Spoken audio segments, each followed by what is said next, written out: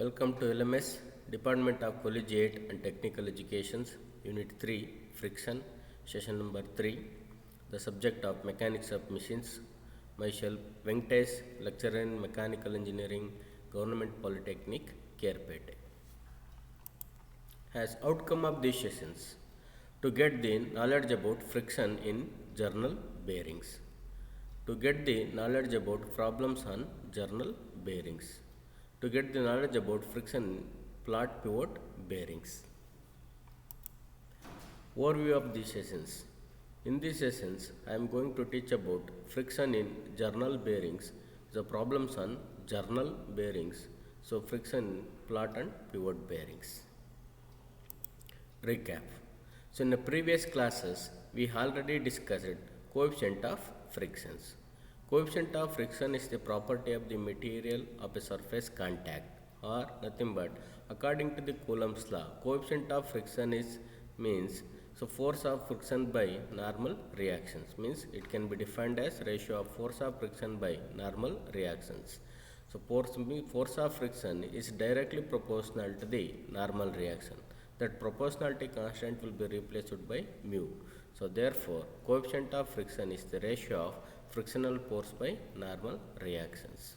It is denoted by mu. It is a dimensionless quantity. So another one is limiting frictions. Limiting frictions means the maximum value the object tends to move. So maximum value ಆದ ನಂತರ so ನಿಮಗೆ body tends to slide ಆಗಲಿಕ್ಕೆ slide start ಆಗುತ್ತೆ, ಅದನ್ನು ನಾವೇನಂತ ಕರಿತೀವಿ, limiting friction ಅಂತ ಕರಿತೀವಿ. Another one is limiting angle of frictions. So limiting angle of frictions means angle made by so resultant and normal reactions. Angle made by resultant and normal reactions. So therefore we call it as limiting angle of frictions. If friction magnitude of friction force will be more, the angle of limiting angle of friction is also more. It is denoted by phi. So the tan phi so also is nothing but equal to coefficient of frictions. Another one is angle of repose. So angle of repose means some certain degree or some particular degree the body tends to slide in an inclined plane. In inclined plane. ಅಂದರೆ ಒಂದು ಯಾವುದೋ ಒಂದು ಡಿಗ್ರಿಲಿ so ಒಂದು ಹಿಂಕ್ಲೈಂಡ್ ಆಗಿರೋ plane ಆಗಿ horizontal ಇದೆ, ಅದಕ್ಕೆ ಹಿಂಕ್ಲೈಂಡ್ ಆಗಿರೋ ಒಂದು ಪ್ಲೇನ್ ಮೇಲೆ ಒಂದು ಆಬ್ಜೆಕ್ಟ್ ನಾವು ಪ್ಲೇಸ್ ಮಾಡಿದ್ದೀವಿ ಅಂತಂದರೆ ಆಬ್ಜೆಕ್ಟ್ ಯಾವುದೋ ಒಂದು ಪರ್ಟಿಕ್ಯುಲರ್ ಡಿಗ್ರಿಲಿ ಸೊ ಸ್ಲೈಡ್ ಆಗಲಿಕ್ಕೆ ಸ್ಟಾರ್ಟ್ ಆಗುತ್ತೆ, ಅದನ್ನು ನಾವು ಆ್ಯಂಗಲ್ ಆಫ್ ರಿಪೋಸ್ ಅಂತ ಕರಿತೀವಿ.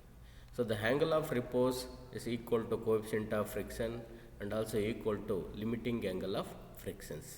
Tan alpha equal to the tan phi, so equal to mu. Okay, today classes you know that friction in journal bearings. So here means before going to the journal bearings, what do you mean by bearings? Bearings are the mechanical element which support the weight or load and is allowed to rotations. ಇದು ಒಂದು compound ಏನು bearing ಅನ್ನೋದು ಒಂದು mechanical element ಅಂತ ನಾವು ಕರಿತೀವಿ, ಆ device ಅಂತ ಎಲಿಮೆಂಟ್ ಅಂತ ಕರಿತೀವಿ. ಇದು ಏನು ಮಾಡುತ್ತೆ, ವೆಯ್ಟ್ಗೆ ಸಪೋರ್ಟ್ ಮಾಡುತ್ತೆ and also allow to rotation ಆಗಲಿಕ್ಕೆ ಅಲೋ ಮಾಡಿಕೊಡುತ್ತೆ. ಅದಕ್ಕೆ ನಾವು ಏನಂತ ಕರಿತೀವಿ, ಬೇರಿಂಗ್ಸ್ ಅಂತ ಕರಿತೀವಿ. So here the means the journal. So journal means so you know that we nothing but a shaft. ಇದು shaft, but it will be radial load. So means the load will be acting perpendicular to the axis of rotations. Means the load will be acting perpendicular to the axis of rotation, we call it as journal ಅಂತ ನಾವು ಕರಿತೀವಿ. So ಹಾಗಾಗಿ here so the bearing, so fixed element is nothing but a bearing. So ಇದು ನಿಮಗೆ shaft journal so insert ಮಾಡಿದ್ದೀವಿ. ಹಾಗಾಗಿ journal bearing form a turning pair has so in figure. Means turning pairs you know that, so you already study in a first chapter. Means two elements will be connected in a such a manner, one turn over the other, so therefore we call it as turning pair. The fixed outer element we call it as bearings ಅಂತ ನಾವು ಕರಿತೀವಿ. ಈ fixed outer element ನಮಗೆ bearing. So inner element ಏನಿದೆ ನಿಮಗೆ journal, so that is nothing but shaft. So ಇದು shaft is very less in the sizes compared to the bearing. ಅಂದರೆ ಫ್ರೀಯಾಗಿ ಮೂವ್ಮೆಂಟ್ ಆಗಬೇಕು, ರೊಟೇಷನ್ ಆಗಬೇಕು ಇನ್ಸೈಡ್ ಒಳಗಡೆ. ಹಾಗಾಗಿ ಬೇರಿಂಗ್ಗಳ ಸೈಜಿಗೆ ಕಂಪೇರ್ ಮಾಡಿದ್ರೆ ಈ ಶಾಫ್ಟ್ ನಿಮಗೆ ಕಡಿಮೆ ಇರುತ್ತೆ. ಸೊ ಹಾಗಾಗಿ the portion of the inner element so which that is means shaft, which we fit in bearings is called journal. The journal is slightly less in diameter. I told that size or nothing but a diameter than the bearing in order to permit the free movement of the journal in bearings. So ಈಗ ಇಲ್ಲಿ ನಿಮಗೆ ಇದು journal in stationaries ಅಂದರೆ there is no motion and also means even lubrication ನಿಮಗೆ ಕಡಿಮೆ ಇದೆ, the greasy friction will be very less ಅಂತ ತಗೊಳ್ಳಿ. ಆಗ so when the load will acting in a radial direction, load ಆಗ್ತಾ ಇದೆ, ಈಕ್ವಲ್ ಆ್ಯಂಡ್ ಆಪೋಸಿಟ್ ನಮಗೆ ನಾರ್ಮಲ್ ರಿಯಾಕ್ಷನ್ನು ಎಕ್ಸರ್ಟ್ ಆಗಿದೆ ಅಟ್ ದಿ ಪಾಯಿಂಟ್ ಎಲ್ಲಿ ನಿಮಗೆ ಆಕ್ಟ್ ಆಗ್ತಾ ಇದೆ.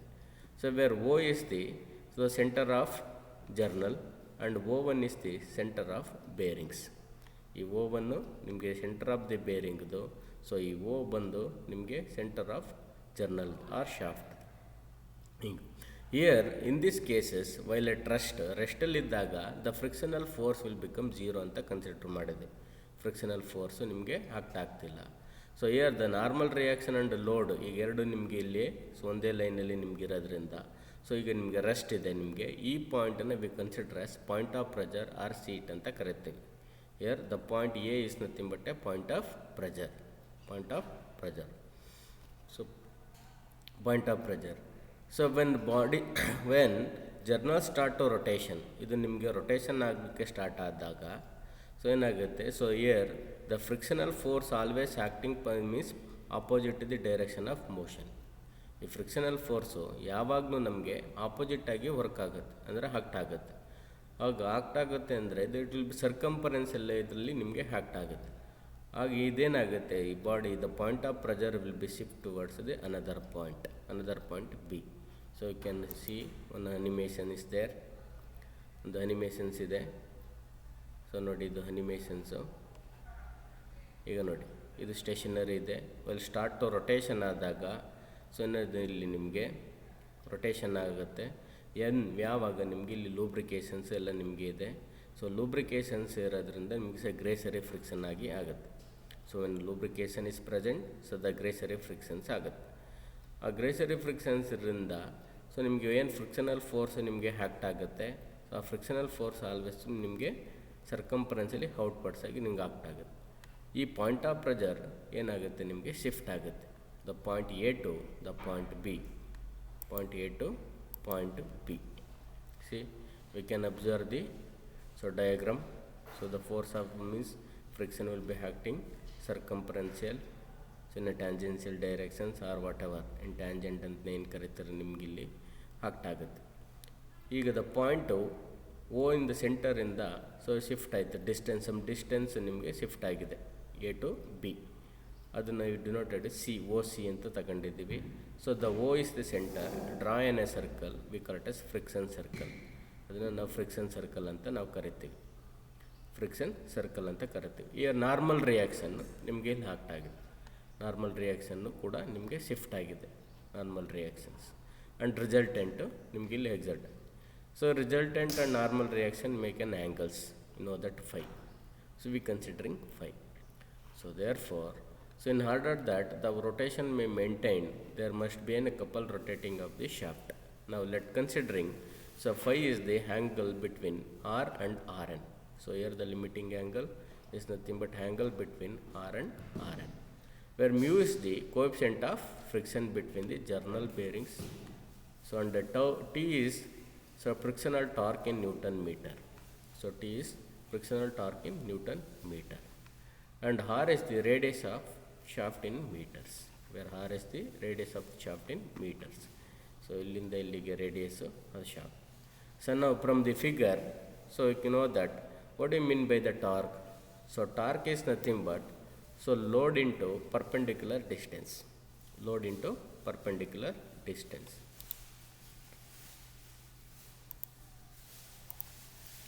So torque is nothing but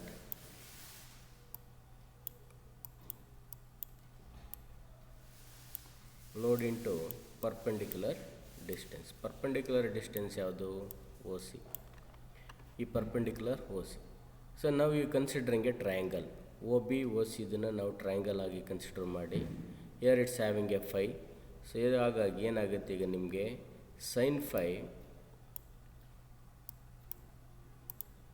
sin phi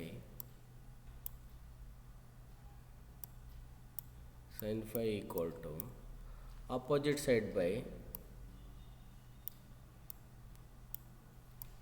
hypotenuse ಯಾವುದು ಒ ಬಿ.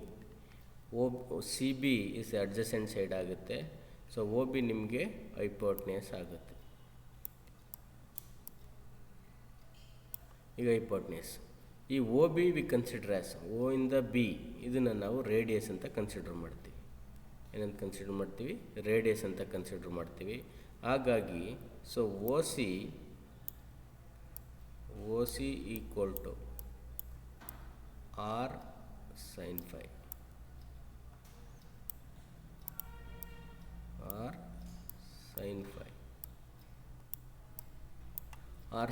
ಅಂತ ತಗೊಳ್ತೀವಿ. ಸೊ ನಾವು ಟೌ ಇಸ್ ಈಕ್ವಲ್ ಟು ಏನಾಯ್ತು, T is equal to W R sine five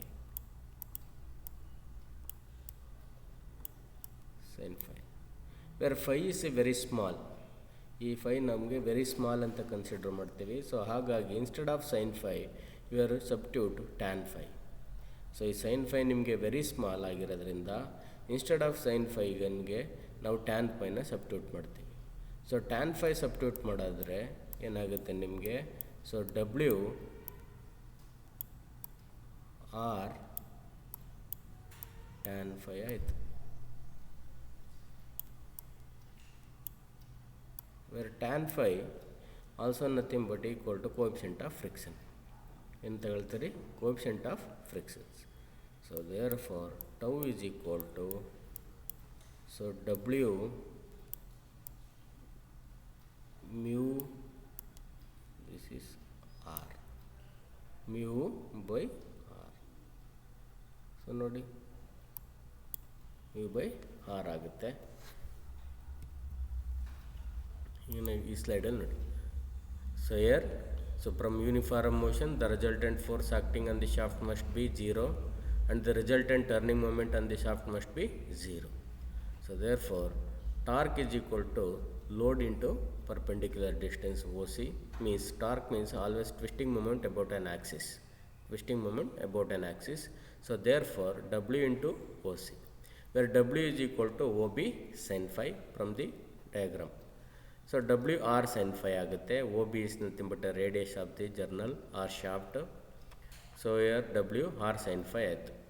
So where sin phi is, phi is very small, therefore substituting sin phi equal to tan phi. So therefore the final equation torque is equal to W R tan phi. So tan phi also is nothing but a coefficient of friction. So the equation is T is equal to mu W R or W mu R. If the shaft rotates with angular velocity in radian per second, then power wasted in frictions. So the some energy will be lost due to the frictions. So therefore P is equal to 2 pi nt by 60 or T is equal to the angular velocity ಆಗಿರೋದ್ರಿಂದ ಇದು radian per second. You know that linear velocity ಅದು meter per second. So but here angular velocity we considering radian per second. So therefore torque into omega angular velocity. So therefore P is equal to T 2 pi n by 60 in watts, where n is the speed of the shaft in RPM. Okay, now some numerical problems on journal bearings. So here a 60 mm diameter of shaft running in bearings carries a load of 2000 Newton. ಈಗ 60 mm diameter shaft bearing ಒಳಗಡೆ rotate ಆಗ್ತಾಯಿದೆ.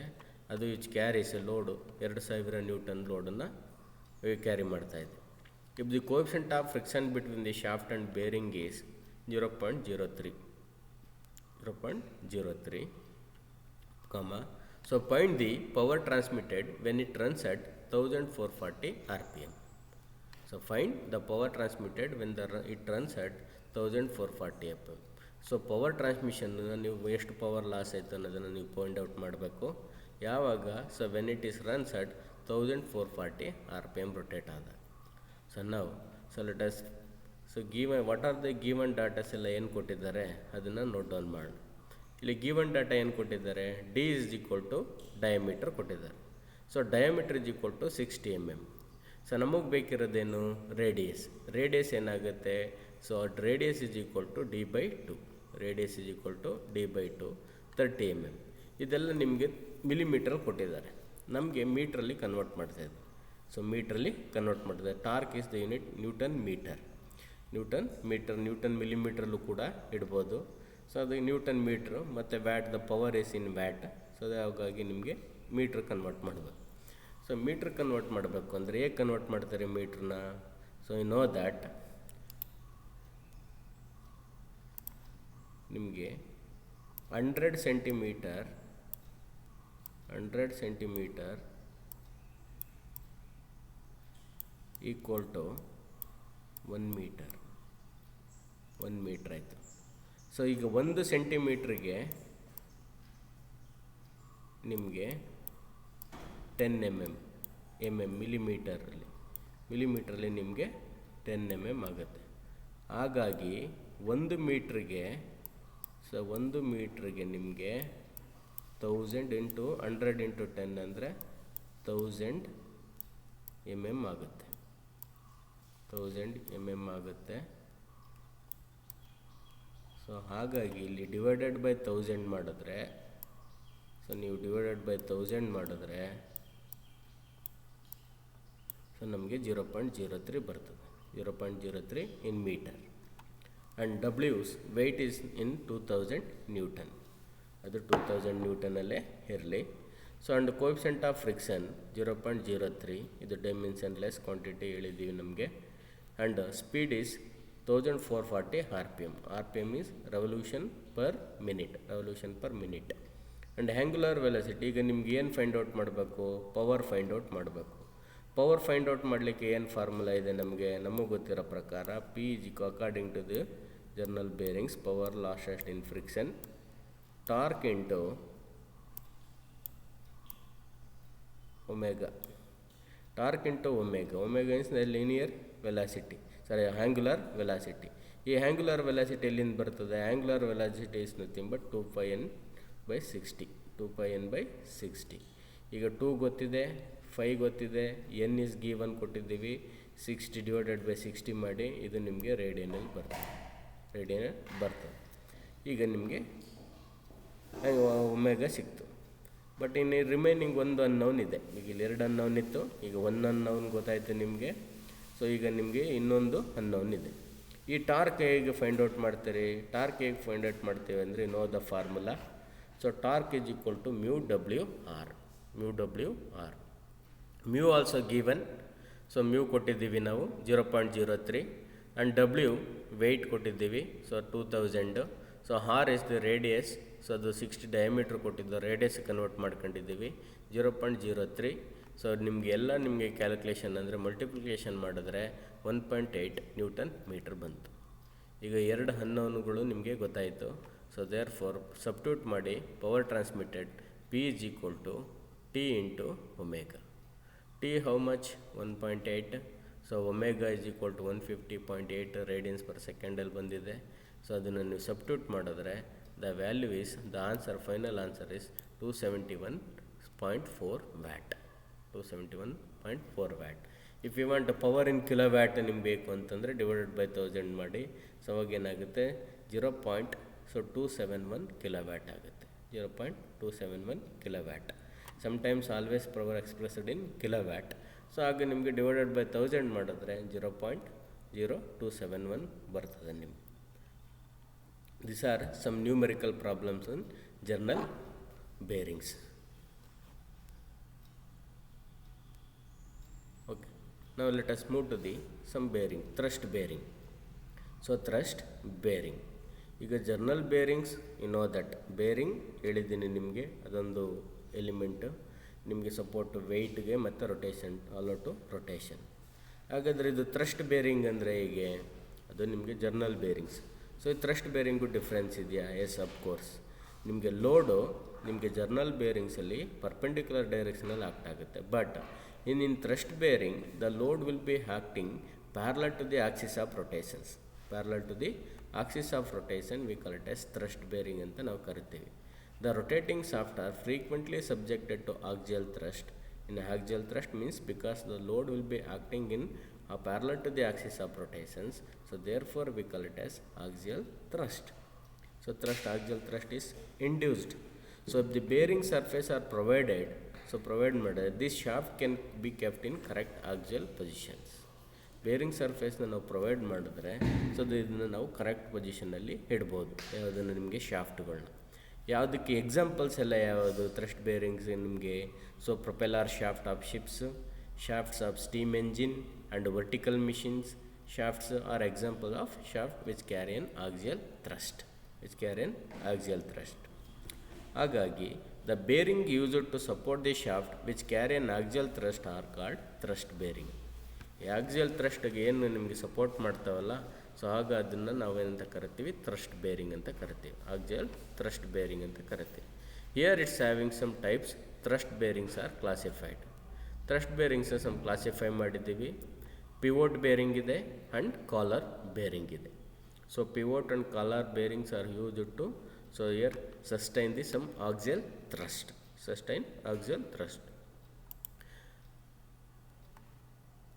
So ನಾವು friction of pivot bearings. ಏನಿದೆ pivot bearings ಅಂದರೆ? A bearing that sustain the put of vertical shaft or spindle is known as pivot bearing. Bearing that sustain put of vertical shaft. ಈಗ ಶಾಫ್ಟನ್ನು ನಾವು ಹೇಗಿಡ್ತೀವಿ? So ಶಾಫ್ಟನ್ನು ಹೇಗಿಡ್ತೀವಿ? ಈಗ ಶಾಫ್ಟನ್ನು ಹೇಗಿಟ್ಟರೆ ಇಲ್ಲಿ ನಿಮಗೆ ಬೇರಿಂಗನ್ನ ಇಲ್ಲಿ ಕೆಳಗಡೆ ಇಡ್ತೀವಿ. ಸೊ ಬೇರಿಂಗನ್ನ ನಾವು ಕೆಳಗಡೆ ಇಡ್ತೀವಿ. ಸೊ ಈ ಬೇರಿಂಗ್ ಕೆಳಗಡೆ ಈ ಪೂಟ್ ಅಲ್ವಾ ಇದ್ರದ್ದು ಪೂಟ್. ಸೊ ಹಾಗಾಗಿ ಅದನ್ನು ನಾವು ಪೂಟ್ ಅಂತ ತಗೊಂಡಿದ್ದ end of the shaft. The bearing that sustain the foot of vertical shaft or spindle. Vertical shaft ಅಥವಾ spindle sustain is known as pivot bearing. Pivot bearings are frictionless bearing that are suitable for pivotal or angular or oscillating applications. So ಇಲ್ಲಿದು ನಾವು ಪೂರ್ತಿ completely frictionless ಅಂತ ಹೇಳಲಿಕ್ಕಾಗಲ್ಲ, but sometimes the will be compared to the others the frictionless. So frictionless, ಹಾಗಾಗಿ ಅದು bearings are frictionless bearing that are suitable for pivotal or angular oscillating application. The rotating shafts are subjected to an axial thrust. ಈ rotating shaft ಏನಾಗುತ್ತೆ ನಿಮಗೆ? Subjected to axial thrust. The bearing surfaces such as pivot and collar bearings are used to take the axial thrust of the rotating shaft. ಈಗ ನಿಮಗಿದು ಹೀಗೆ rotate ಆಗುತ್ತೆ. So load ಕೂಡ ನಿಮಗೆ ಇದೇ ಡೈರೆಕ್ಷನಲ್ಲಿ load ಆಗುತ್ತೆ. ಹಾಗಾಗಿ ಆಕ್ಸಿಯಲ್ ಥ್ರಸ್ಟ್ ನಿಮಗೆ ಇಂಡ್ಯೂಸ್ಡ್ ಆಗೋದ್ರಿಂದ ಇದನ್ನು ಸಸ್ಟೈನ್ ಮಾಡುವಂಥದ್ದು ಯಾವುದು? ಇವು ಥ್ರಸ್ಟ್ ಬೇರಿಂಗ್ಸು, ಈ ಕಾಲರು ಮತ್ತು ಈ pivotal. So next one, here it's having some types of pivot bearings. Types of pivot bearing ಹೇಗೆ ಹೇಳ್ತೀರಿ? So depending upon the end. So depending upon the end of the shaft or means the end of the bearings ಇಲ್ಲಿ ಏನಿದೆ ಅದನ್ನು ನಾವು types of pivot bearing ಅಂತ ಕರಿತೀವಿ. So ನಾವು the first one is the flat pivot bearing. So this one is flat pivot bearing. The bearing surface pivot bearing is flat surface. ಈಗ ಇದು ನೋಡಿ ನಿಮಗೆ the surface is flat. ಈ surface flat ಇರೋದ್ರಿಂದ ಇದನ್ನು ಫ್ಲಾಟ್ ಪಿವೋಟ್ ಬೇರಿಂಗ್ ಅಂತ ಕರಿತೀವಿ. So ಅದೇ ರೀತಿ ನಿಮಗೆ shaft end of the shaft will B in a conical safe. ಈ ಕೋನಿಕಲ್ ಸೇಫ್ ಇದೆ, ಅದನ್ನು ನಾವು ಕೋನಿಕಲ್ ಪಿವೋಟ್ ಬೇರಿಂಗ್ ಅಂತಲೂ ಕರಿತೀವಿ. ಸೊ ಈಗ ಇಲ್ಲಿ ನಿಮಗೆ according to this one, so solid laws ಏನು ನಿಮಗೆ? So if the areas increases the ಕಾಂಟಿಮ್ ಏನಾಗುತ್ತೆ ನಿಮಗೆ? ಫ್ರಿಕ್ಷನ್ ಆಲ್ಸೋ ಇನ್ಕ್ರೀಸಸ್ ಅಂತ ಕರಿತೀವಿ. If the area decreases the friction also decreases. So ಈಗ ನಿಮಗೆ ಇದು ಕಂಪೇರ್ಡ್ ಇದು ಫ್ಲಾಟ್ ಪಿವೋಟ್ ಬೇರಿಂಗ್ ಇದೆ. So and another one is a conical pivot bearing ಇದೆ. Here the surface will be decreases. Surface ಏನಾಯಿತು ನಿಮಗೆ? ಡಿಕ್ರೀಸ್ ಆಗಿದೆ. ಈ ಸರ್ಫೇಸ್ ಡಿಗ್ರಿಯಿಂದ ಕಾನಿಕಲ್ ಸೇಪ್ ಇದೆ. So conical shape, the bearing surface of pivot bearing is conical surface. So and another one is truncated. So here the conical is nothing but a point of action. ನಿಮಗೆ point of ಇದಿದೆ, ನಿಮಗೆ concentration will be more. ಈಗ ಅಂದರೆ ಇಲ್ಲಿ ಏನಾಗುತ್ತೆ? Stress concentration ಕೂಡ ನಿಮಗೆ ಜಾಸ್ತಿ ಆಗ್ಬೋದು. So some or other parameters ನಿಮಗೆ ಬರ್ಬೋದು. ಸೊ ಬಟ್ ಈ ಸೇಫ್ನ ನಾವು ಚೇಂಜ್ ಮಾಡಿ so another one is truncated. So ನಿಮಗೆ ಈ ಕೋನಿಕಲ್ ಏನಿದೆ ಅದನ್ನು ನಾವು ಟ್ರಂಕೇಟೆಡ್ ಮಾಡಿದ್ವಿ, ಟ್ರಿಮ್ ಮಾಡಿ ಇಲ್ಲಿ. ಸೊ ಟ್ರಂಕೇಟೆಡ್ ಸೇಪ್ ಇದೆ. ಸೊ ಆ ಟ್ರೆಪಿಜಾಯ್ಡಲ್ ಸೇಪ್ ಇದೆ, we call it as truncated or frustum or trapezoidal pivot bearing, the bearing surface of pivot bearings.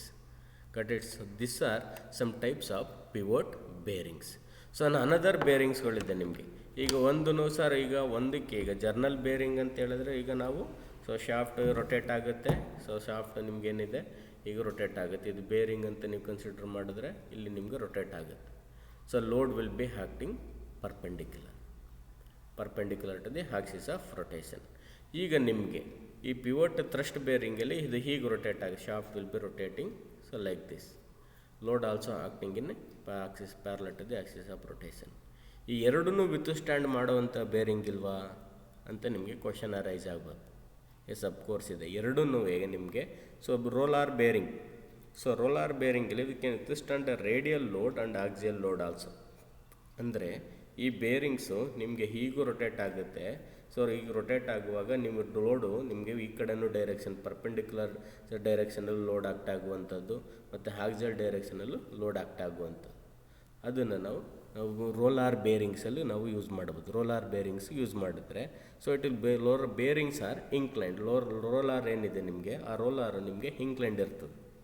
ಆ ಇಂಕ್ಲೈಂಡ್ ಇರೋ ನಿಮಗೆ ಬೇರಿಂಗ್ಸ್ ನೀವು ನೋಡಿ. So that is are withstanding both axial and radial. So that is are ಅದು ಆ ಥರ ನಿಮಗೆ different types of ಬೇರಿಂಗ್ಸ್ಗಳೆಲ್ಲ ಇದೆ ನಿಮಗೆ. ಅದು ನಿಮಗೆ ಡಿಸೈನ್ ಇದ್ರ ನಿಮಗೆ ಬೇರೆ ಆಗುತ್ತೆ. ಸೊ ಜರ್ನಲ್ ಬೇರಿಂಗ್ಸ್ ಡಿಸೈನ್ಸ್ ಬೇರೆ ಇರುತ್ತೆ. ಸೊ ಇವ್ರದ್ದು ಡಿಸೈನು ನಿಮಗೆ ಬೇರೆ ಆಗುತ್ತೆ. ಸೊ ನಾವು let us move to the some multiple choice questions.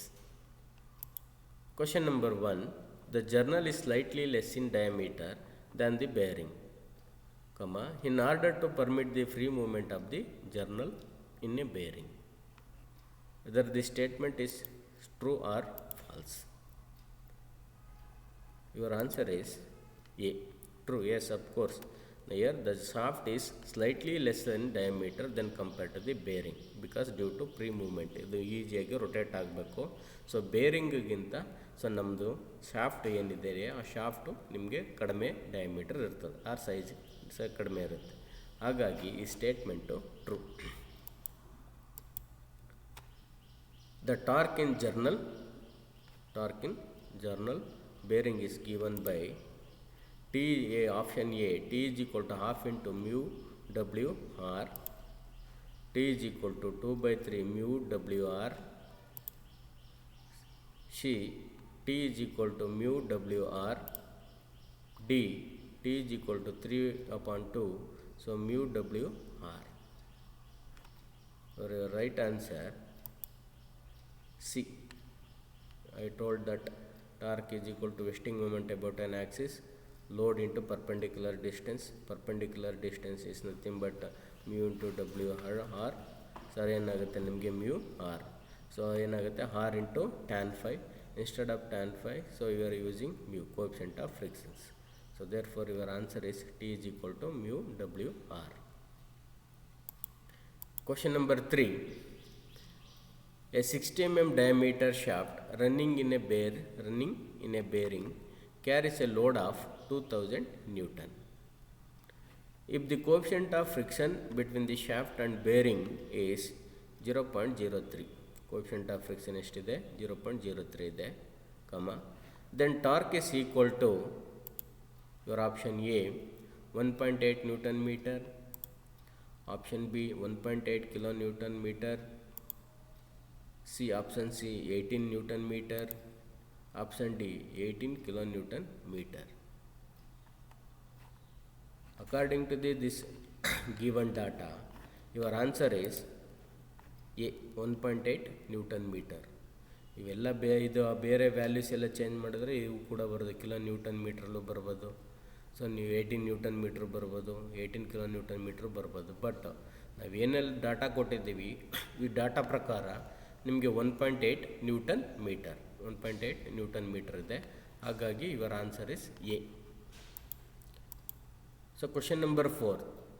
A bearings that sustain the put of vertical shaft or spindle is known as ball bearing, pivot bearing, roller bearing, journal bearing.